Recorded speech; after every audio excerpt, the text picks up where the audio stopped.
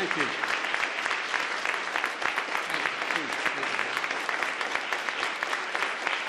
Thank you, thank you, thank you.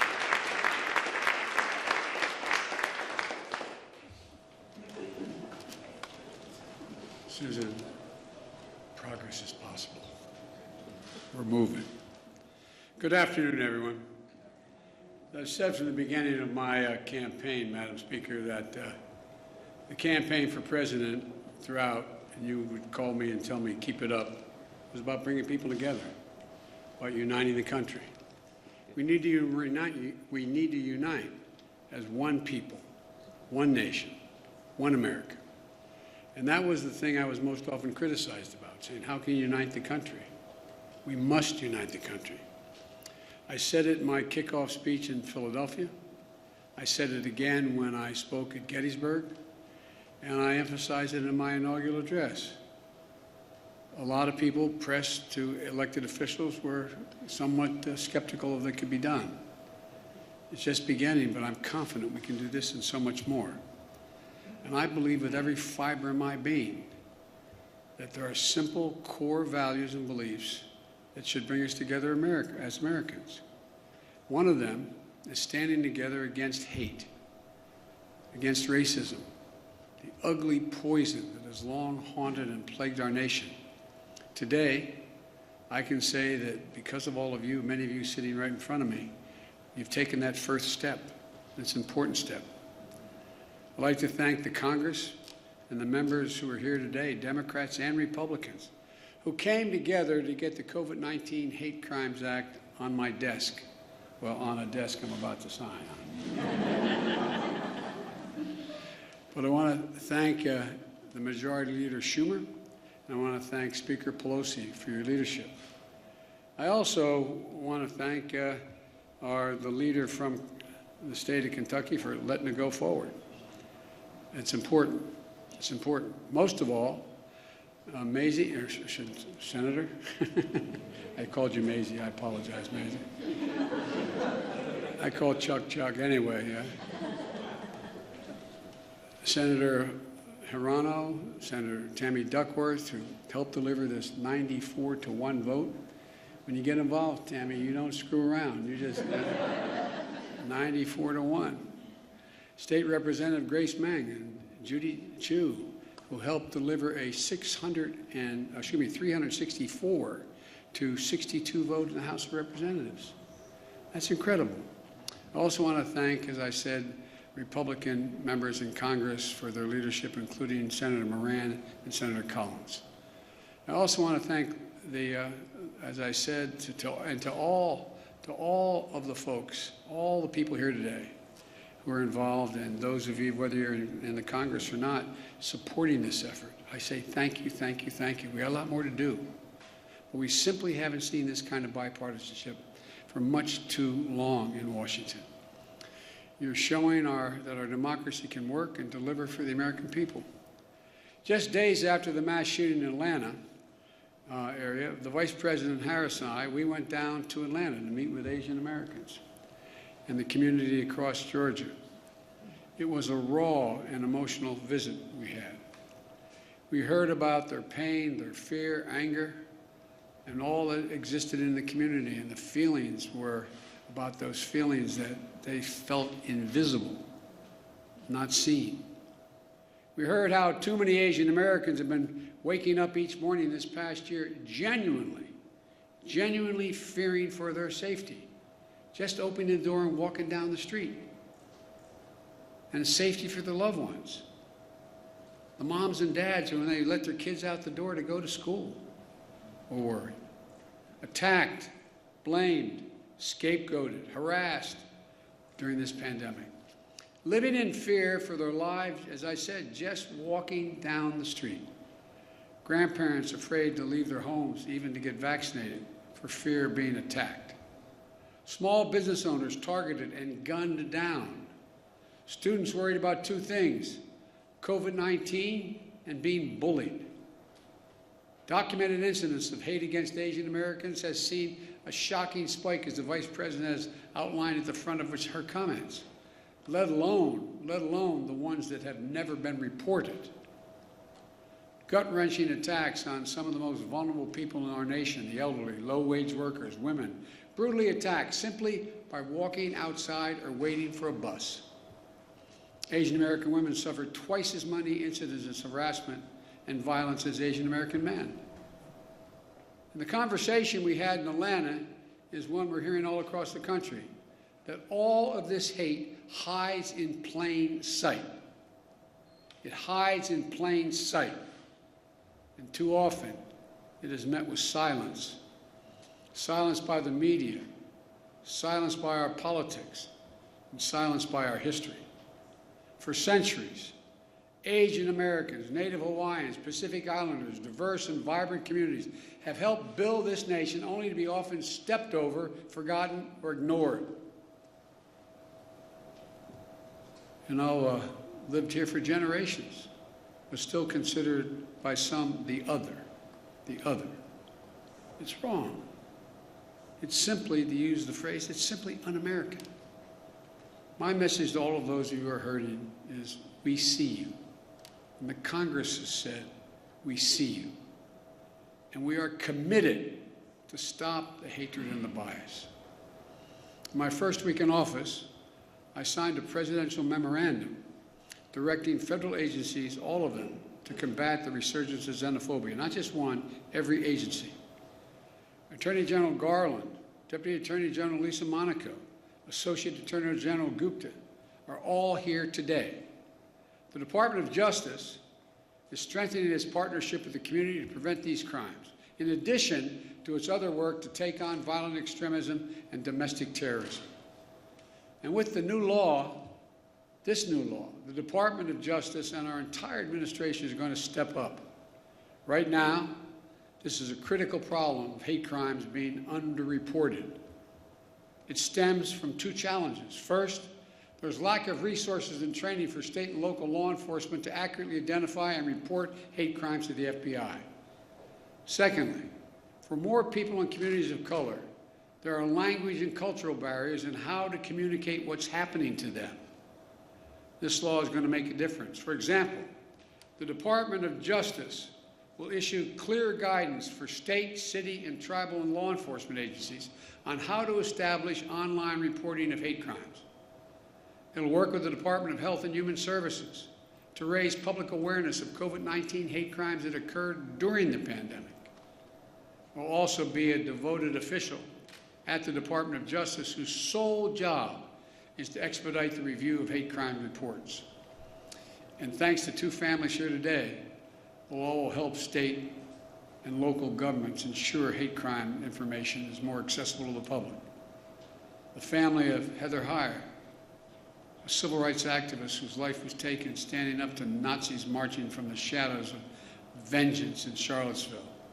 And the family of Khalid Jabara, a proud son of a family who's immigrated from Lebanon in search of new beginnings, who was gunned down in front of their home here in America, the United States of America, by a neighbor fueled by hate. Khalid and Heather were murdered on the same day, 1 year apart. Instead of sharing the dreams they had for their children, both families share profound grief. And they've shown incredible courage to turn their pain into purpose. I hope you'll not be offended, but I ask both families to please stand.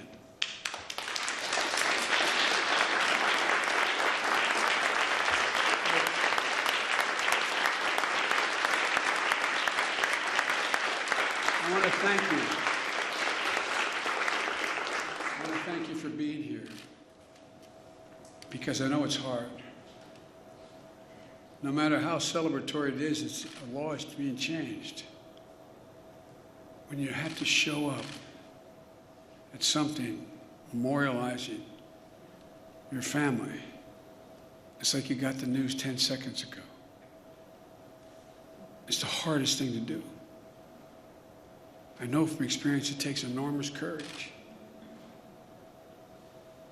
But I hope that every day that's passed, the memory, son and daughter, brings a smile to your lips before it brings a tear to your eye.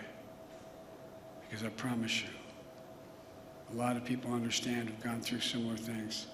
it's hard. So I really mean it when I say thank you. Thank you for being here. It takes a lot of courage. Thank you.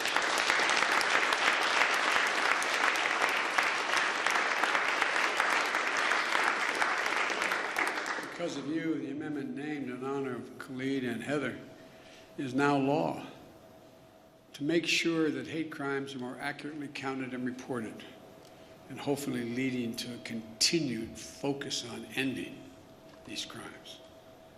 And will provide resources to create specialized hate crimes units that will also help states create hotlines for hate crimes at state and local levels that will be accessible for people with limited English proficiency. And it provides resources for training for state and local law enforcement to identify, investigate, and report these heinous crimes. But of all the good that the law can do, we have to change our hearts.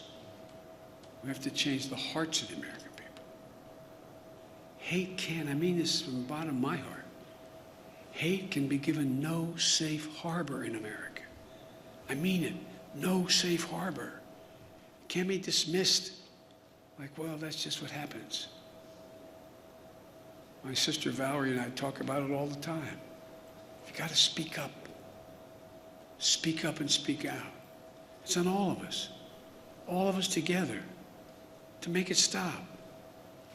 My message is to all of those who think this doesn't matter to them, or this is not a problem, look around. Look in the mirror. Look in the eyes of your children. Every one of us are lessened. Every one of us are lessened. And we're all hurt by this hate.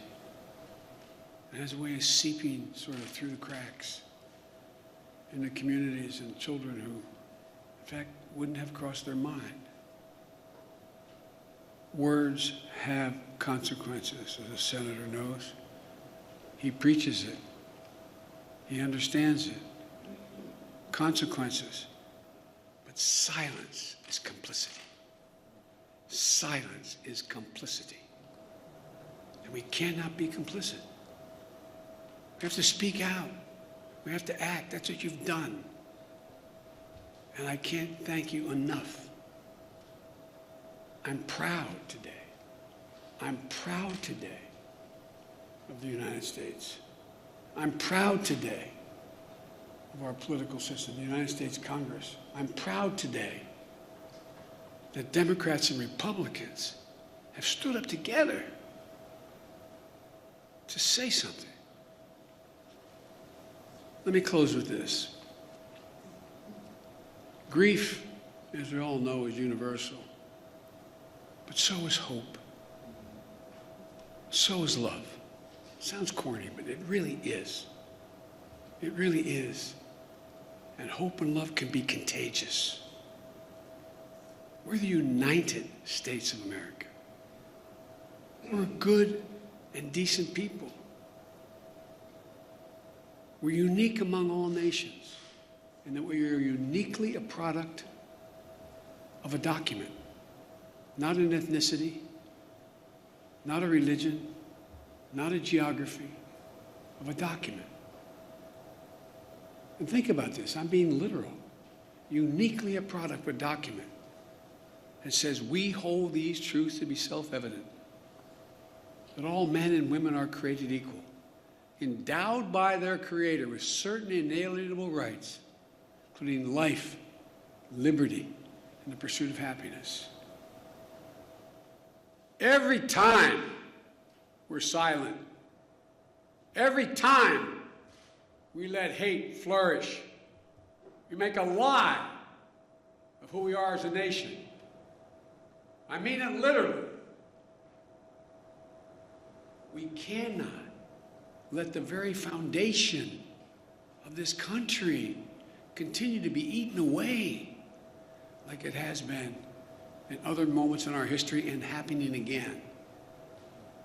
I looked at this law that you all passed as maybe the first break, the first significant break on a moment in our history that has to be turned around. Not Democrat, Republican, has to be turned around.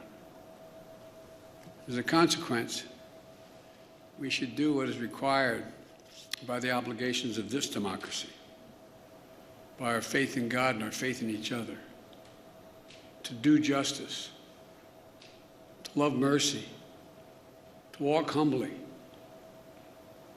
and as fellow human beings and fellow Americans, remember, we're unique in all of history as a nation. This is the United States of America, for God's sake. And God bless you all, particularly those who push this through and continue to push it. Now I'm going to sign this bill, which is a great honor. I don't know who's calling, but tell them we're busy. I was going to say, unless it's my sister, but she's here. So I'd like to invite to the stage Senator Hirano, Senator Duckworth, Congresswoman Grace Meng, Congresswoman Judy Chu, Congressman Don Beyer, Senator Richard Blumenthal, and Senator Moran, but I don't think he could be here today. Actually, I should put the table down the middle of all of you and sign it down there. But thank you, thank you, thank you.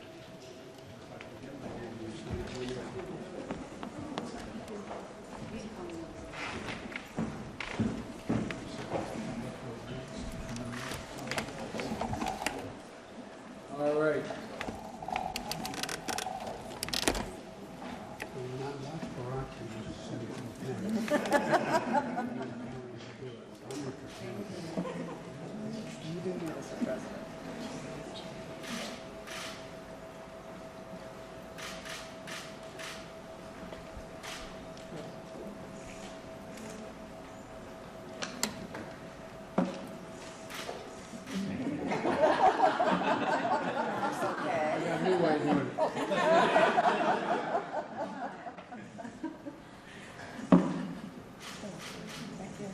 Oh, there you go, sorry. Thank you. Congratulations to you all.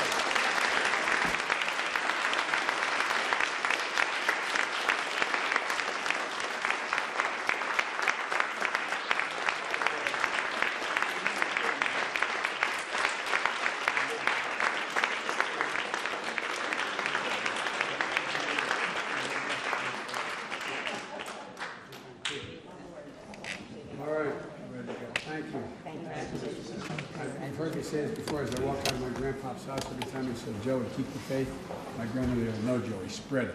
Let's go spread that faith. All right. Hey, gentlemen.